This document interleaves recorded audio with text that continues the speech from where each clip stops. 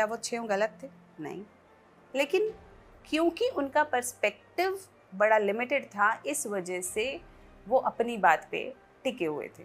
तो वो अगर आपस में 6 लड़े कि नहीं ये तो पूंछ है, नहीं ये तो पिलर है, नहीं ये तो दीवार है, और एक दूसरे से अनबन कर लें, क्या ये सही चीज़ है? क्योंकि पूरा हाथी तो किसी को भी नहीं दिख रहा, सबको अपना एक थोड़ा थोड़ा सा पोर्शन समझ में आ रहा है, छू के समझ में आ रहा है।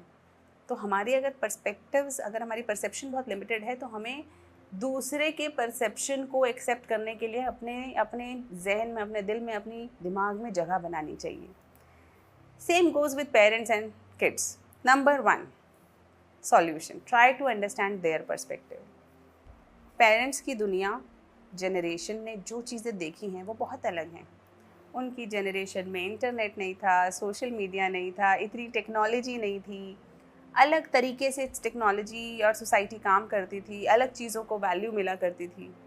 लेकिन अब नई जनरेशन के लिए चैलेंजेस बहुत नए हैं।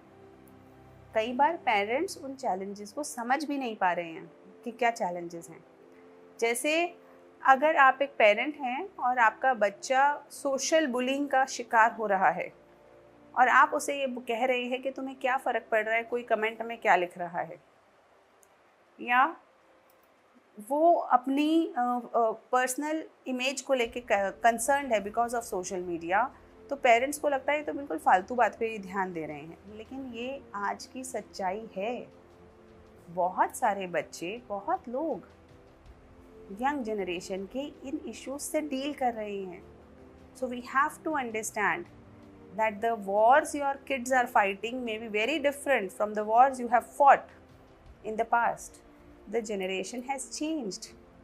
At the same time, बच्चों को भी ये रियलाइज़ करना पड़ेगा कि पेरेंट्स जब कोई बात कह रहे हैं तो कहीं ना कहीं किसी एक्सपीरियंस से कह रहे हैं, और मे बी चाहे वो सही नहीं भी हो, लेकिन वो जिस जनरेशन से आते हैं वो उस जनरेशन के पर्सपेक्टिव से वो बात कर रहे हैं।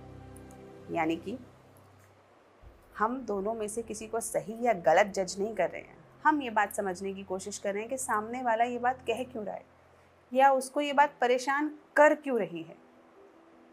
वो बहुत समझना ज़रूरी है, क्योंकि जब तक हम एक दूसरे का पर्सपेक्टिव नहीं समझेंगे तब तक कम्युनिकेशन के हालात ही नहीं बनेंगे। क्योंकि जब हम एक दूसरे को समझने की कोशिश करेंगे तभी तो सबसे पहला स्टेप आएगा हमारा, that is communication. Talking with each other, knowing each other better and understanding each other's concern. Let us talk to our parents. उनसे बात करें, समझें कि वो क्या कहना चाहते हैं। अब जब आप बात कर रहे हो तो एक चीज़ नहीं करनी, पेशेंस नहीं खोना।